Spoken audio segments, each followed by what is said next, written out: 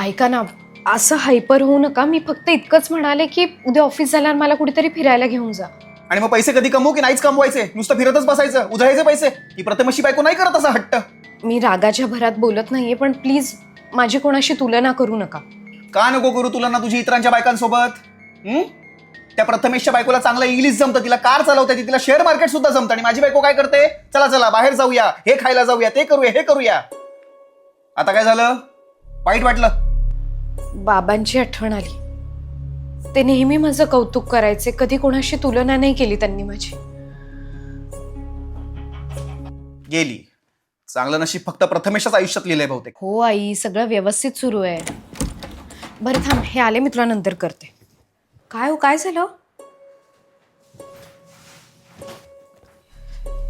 तुम्ही बरे आहात ना? प्रथमेश आणि त्याच्या बायकोचा डिवोर्स होतोय ग. का? एकमेकांसोबत काही चिटिंग वगैरे? एकमेकांसोबत चिटिंग केली असती म्हणून ते डिवोर्स घेत असते तर एक वेळ ठीक होतं, पण लहान लहान गोष्टींवरनं गोष्ट आता डिवोर्स पर्यंत पोहोचली आहे ग. तुम्ही ठीक आहात का? आय एम सॉरी रश्मी, मी तुला खूप ओरडतो ग. मी खूप बोलतो तुला, तुझ्याशी बोलणं पण बंद करतो, तुला इतर बायकांसोबत कम्पेअर करतो, आणि तरी पण तू हा संसार टिकवून ठेवलास.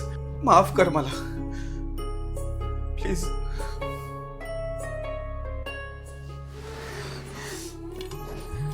कुठून येते ग तुझ्या तेवढी ताकद मला सहन करायची, हा संसार टिकवायची? कधी कधी आपल्या आयुष्यात हक्काच्या माणसाची कमी असते, तेव्हा एक पुस्तक ती ताकद देऊन जात. कोणतं पुस्तक? राधा भाग 2. कृष्ण आणि राधेच्या प्रेमाचा आदर्श घेऊन आपण आपला संसार कसा जपायचा हे पुस्तकातून मला समजलं.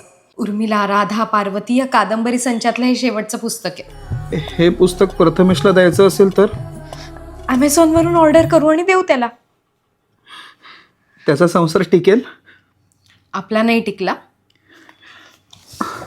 टिकला नाही, माझ्या बायकोने टिकवलाय, म्हणून मी माझ्या बायकोला पुस्तकांप्रमाणे जपणार.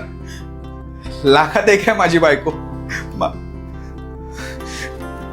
आय लव्ह यू बायको. थँक्यू. आजपासून मी तुला बापाचं प्रेम देईन. आणि मी तुम्हाला आईची खुशी देईन. नवीन सुरुवात करूया. तिला बापासारखं प्रेम देऊन तर बघा, ती तुमची आईसारखी काळजी नक्की घेईल.